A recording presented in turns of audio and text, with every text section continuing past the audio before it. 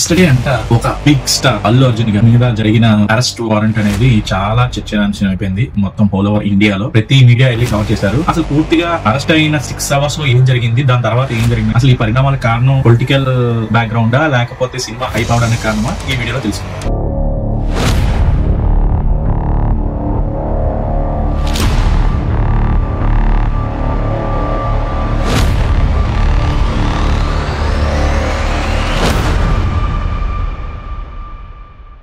December 4న Allu Arjun గారి movie Pushpa 2 release అయినప్పుడు ఒక్కసారిగా అల్లు అర్జున్ గారు అనగానే ఒక తొక్కిసలాట జరిగింది. ఆ తొక్కిసలాట లో రేవతి అనే అమ్మాయి అన్ఎక్స్పెక్టెడ్ గా చనిపోయింది.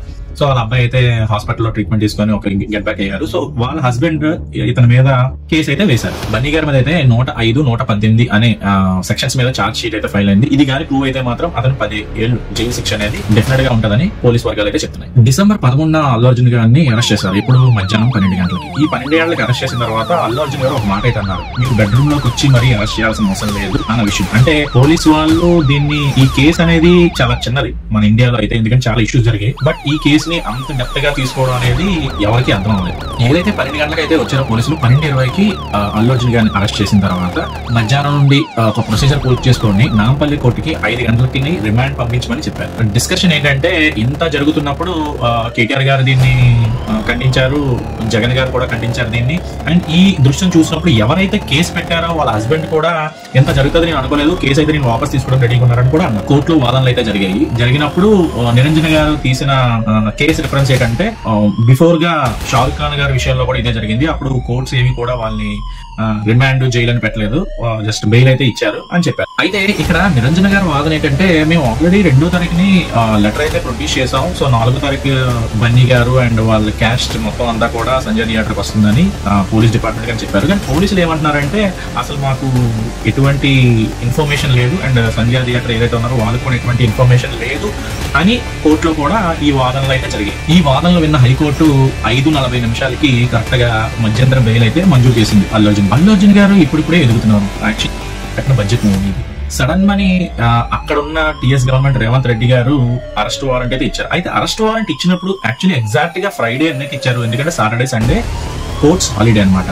దీని వెనక ఇంకేమైనా పొలిటికల్ డ్రామా నడుస్తుందా అని అనుకోవచ్చు అన్నా లేదా అనేది ఎవరు కాదు డిసైడ్ చేసుకోవాలి. ఇది కూడా ఇప్పుడు ఆంధ్రప్రదేశ్ లో రేట్లు కూడా పెంచుకోమని పవన్ కళ్యాణ్ గారు అండ్ ఏదైతే కూటమి పార్టీ ఉందో వాళ్ళైతే నో అబ్జెక్షన్ ఏం లేదు, డెఫినెట్ గా రేట్లు పెంచుకోవచ్చు అని అయితే అన్నారు. అండ్ అరెస్ట్ అయిన తర్వాత ఈవినింగ్ అయితే హుటాహుటిగా హైదరాబాద్ అయితే బయలుదేరారు. ఏదేమైనా బన్నీ గారి విషయంలో అయితే అతను ఏ 11th ఛార్జ్ షీట్ లో ఉన్నా, బట్ ఇతనికి ఇంతలాగా ఒక జైలుకి అరెస్ట్ చేయాలి, ఇతను నైట్ అంతా జైల్లో ఉంచాలి అనేది ఇదొక పొలిటికల్ గా ఇతను ఎదుగుతున్నాడనే ఉద్దేశంతో చేసిందే అని కూడా చాలా మంది అనుకుంటున్నారు. అయితే రేవంత్ రెడ్డి గారు ఈ ఫ్యాన్స్ ఎవరైతే ఈ ట్వీట్స్ గానీ లేకపోతే రోడ్డు మీదకి వచ్చి గొడవలు గానీ ఇలాంటివి ఏమైనా జరిగితే మాత్రం ఎట్టి పరిస్థితుల్లో వదిలేదే లేదు, ప్రతి ఒక్కరు అరెస్ట్ వారెంట్ గురవుతారు, దయచేసి ఎటువంటి ఇబ్బందులు పెట్టొద్దన్నారు. అయితే ఇప్పటికీ అర్థం అనేది ఏంటంటే, సడన్ మనీ అరెస్ట్ అనేది ఎందుకు చేశారు అనేది క్లారిటీ లేదు, ఎందుకంటే కేసు అయితే ఉంది. బట్ మధ్యలో కేసు అయితే ఎవరైతే పెట్టారో వాళ్ళైతే మేము తీసుకుంటాం అన్న 5:40 నుండి మళ్ళీ ఈ రోజు ఉదయం వరకు బన్నీ గారిని అయితే స్టేషన్ లోనే ఉంచారు.